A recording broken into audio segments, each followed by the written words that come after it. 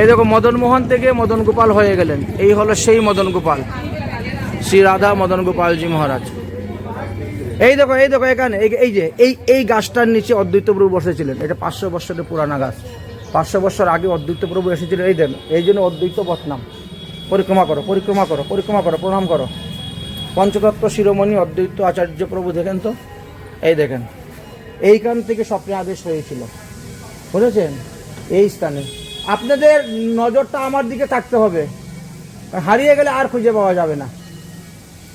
পরিক্রমা করুন, যাও যাও যাও যাও, পরিক্রমা করো, পরিক্রমা করো। হ্যাঁ, অদ্বৈত বট, অদ্বৈত প্রভু এইখানে বসেছিলেন বটবৃক্ষের নিচে।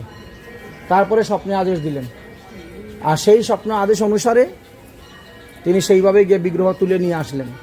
আর যখন ওই মন্দির ভেঙে গেল, মদন মোহন মদন গোপাল হয়ে গেলেন, তখন এইখানে বসে সেবা পূজা করতেন।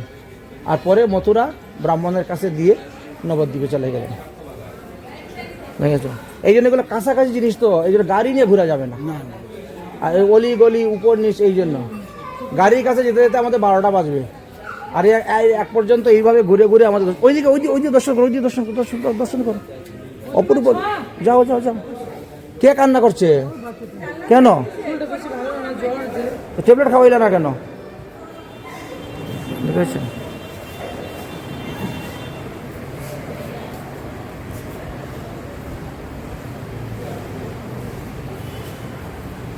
রাধারানী সিঙ্গার হচ্ছে, দর্শন করো। অদ্বৈত আচার্য প্রভু, এই সীতা ঠাকুরানী, অদ্বৈত আচার্য প্রভুর স্ত্রী সীতা ঠাকুরানী না? না, ওটা মূর্তি বানিয়েছে বলে।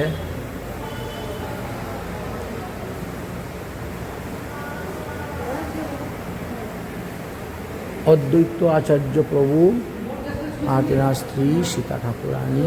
প্রণাম করেছ? চলো এখন সোজা বাকি বিহারীকে ঢুকবো আমরা। বাকি বিহারী, হ্যাঁ আসুন, ঝামেলাটা আগে শেষ করে নিই ঢুকা। হ্যাঁ, ভিড় তো ওখানে এখনো গিয়ে পাবো আমরা। আসো আসো আসো আসো আসো, বাকি বিহারীতে আসো।